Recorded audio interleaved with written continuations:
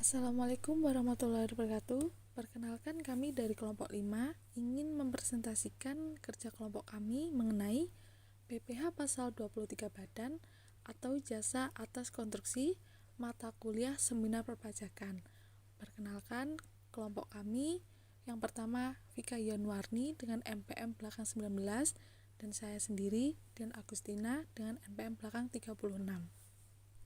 Slide kedua, PPh pasal 23. Terdapat dua poin. Yang pertama, PPh pasal 23 jasa konstruksi dikenakan terhadap badan usaha dalam negeri, di mana telah terdaftar sebagai pengusaha pada bidang jasa konstruksi. Maka dari itu, penghasilan maupun imbalan yang diterima oleh wajib pajak pengusaha jasa konstruksi tersebut akan dikenakan PPh 23 jasa konstruksi. Poin yang kedua, PPh pasal 23 adalah pajak yang dikenakan atas pendapatan, baik itu penghargaan, penyerahan jasa, atau modal. Penghasilan yang dikenakan ini umumnya berlaku pada transaksi antara pihak pemberi penghasilan dan pihak penerima penghasilan. Demi memahami penerapan dari PPh pasal 23 sendiri, Anda bisa membaca ulasan di bawah ini. Ketahui dengan persis apa yang diatur dalam pasal ini. Kemudian, jenis penghasilan yang dikenakan pajak, serta tarif dan objek pajak itu sendiri. Tujuan mengadakan seminar perpajakan. 1. Salah satu metode edukasi kesadaran pajak kepada kalangan mahasiswa, peneliti, serta masyarakat. 2. Untuk menemukan cara atau sebuah jalan pemecah suatu masalah. Ketiga, mencari pemecahannya, sehingga dalam seminar selalu diakhiri dengan kesimpulan atau resolusi. Keempat, untuk memenuhi tugas mata kuliah seminar perpajakan. Ada 3 manfaat seminar perpajakan. Yang pertama, untuk memperdalam ilmu dan menyampaikan pendapat secara lisan. Yang kedua, sebagai media komunikasi untuk bertukar pengetahuan dan pengalaman. Ketiga, sebagai wadah untuk mengidentifikasi masalah dan mencari cara pemecah masalah. PPh pasal 23.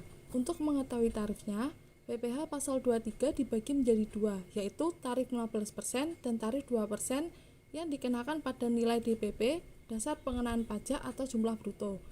Jumlah bruto berarti seluruh jumlah penghasilan yang diberikan untuk dibayar atau terutang dengan pemotongan pajak seperti instansi pemerintah, penyelenggara kegiatan, subjek pajak dalam negeri, BUT atau bentuk usaha tetap, perwakilan usaha asing, dan OP perorangan yang ditunjuk oleh DCB atau Direktur Jenderal Pajak. Jumlah bruto tidak berlaku untuk penghasilan yang diperoleh dari jasa yang berhubungan dengan catering, jasa yang bersifat final seperti jasa reimbursement, penyedia jasa kepada pihak ketiga, dan akibat dari menggadaikan barang atau bahan. Yang kedua, pajak PPh 23 dengan tarif 15% dikenakan atas penghasilan bunga, dividen, royalti, dan hadiah. Sedangkan pajak PPh 23 dengan tarif 2% dikenakan atas pendapatan jasa dan sewa. Jasa PPh 23 meliputi jasa teknis, jasa manajemen, jasa konstruksi, jasa konsultasi, dan jasa lainnya yang dijelaskan dalam Peraturan Menteri Keuangan Nomor 143 PMK Nomor 3 2015 yang mulai berlaku pada tanggal 24 Agustus 2015. Bagi wajib pajak yang melakukan tidak memiliki MPWP atau nomor pokok wajib pajak akan dipotong 100% lebih besar dari tarif pajak PPh 23 tadi. PPh pasal 23. Untuk mengetahui tarifnya, PPh pasal 23 dibagi menjadi dua, yaitu tarif 15% dan tarif 2% yang dikenakan pada nilai DPP, dasar pengenaan pajak atau jumlah bruto. Jumlah bruto berarti seluruh jumlah penghasilan yang diberikan untuk dibayar atau terutang dengan pemotongan pajak seperti instansi pemerintah, penyelenggara kegiatan, subjek pajak dalam negeri, BUT atau bentuk usaha tetap, perwakilan usaha asing, dan OP perorangan yang ditunjuk oleh DCB atau Direktur Jenderal Pajak. Jumlah bruto tidak berlaku untuk penghasilan yang diperoleh dari jasa yang berhubungan dengan catering, jasa yang bersifat final seperti jasa reimbursement, penyedia jasa kepada pihak ketiga, dan akibat dari menggadaikan barang atau bahan. Yang kedua, pajak PPh 23 dengan tarif 15% dikenakan atas penghasilan bunga, dividen, royalti, dan hadiah. Sedangkan pajak PPh 23 dengan tarif 2% dikenakan atas pendapatan jasa dan sewa.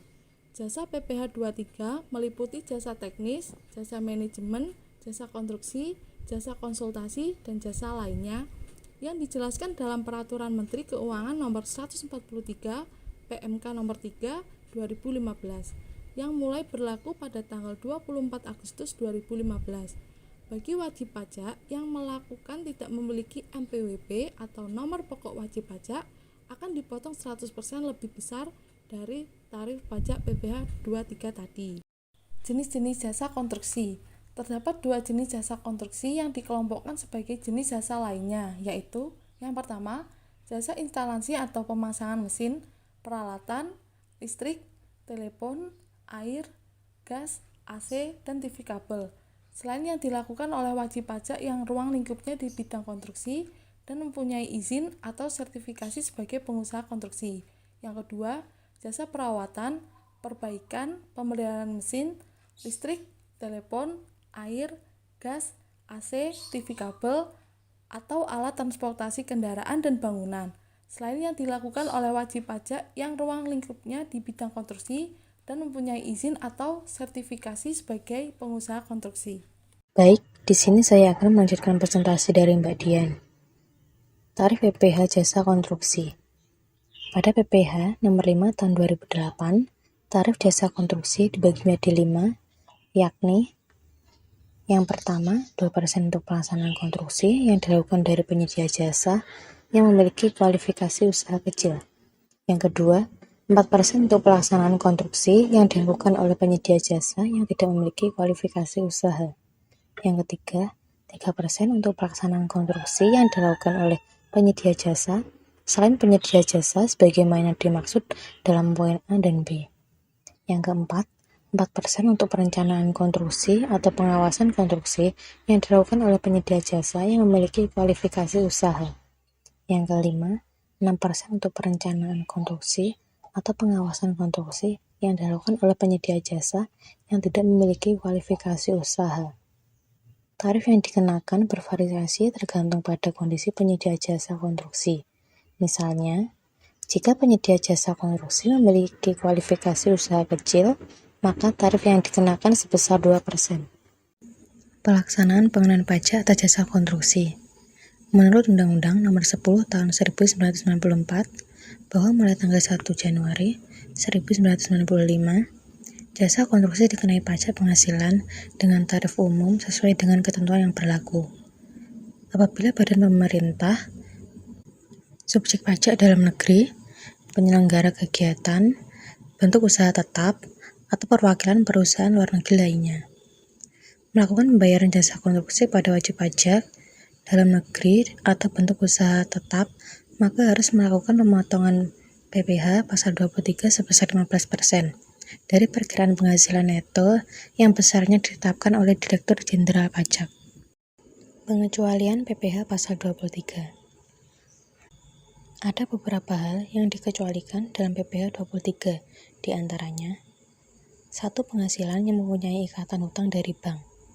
Kedua, sewa yang terhutang sehubungan dengan sewa guna, usaha dengan hak opsi.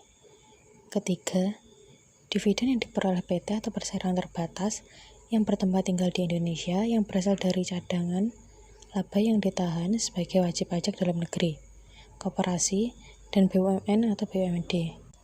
Keempat, SHU koperasi yang dibayarkan koperasi kepada anggotanya.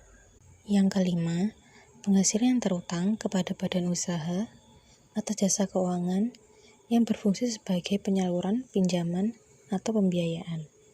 Cara perhitungan PPh jasa konstruksi 23. PPh final jasa konstruksi sama dengan nilai kontrak atau belum termasuk PPN dikali tarif PPh jasa konstruksi. Soal, PT ABS akan mendirikan kantor di Bekasi dan menggunakan jasa konstruksi Sivisia sebagai kontraktor untuk konsultasi serta pengerjaan pembangunan gedung kantor tersebut. Sivisia kemudian memberikan dokumen berisi rincian biaya yang dibutuhkan untuk pembangunan kantor tersebut, di mana dokumen rincian ini merincikan nilai kontrak sebesar 3 miliar.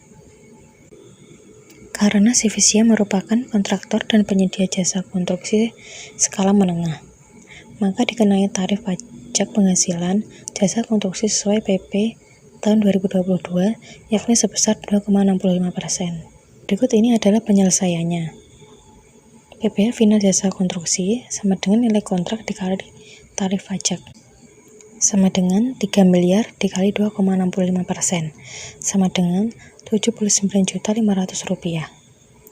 Dengan demikian, PPh jasa konstruksi yang harus Sivisia setorkan ke kantor pajak ialah sebesar Rp79.500.000 dan harus dilaporkan dalam masa pajak yang sama, maksimal 30 hari setelah pelunasan pembiayaan. Setelah disetorkan dan dilaporkan ke DJP, Sivisia akan menerbitkan bukti potong pembayaran pajak tersebut yang diberikan kepada PT ABS.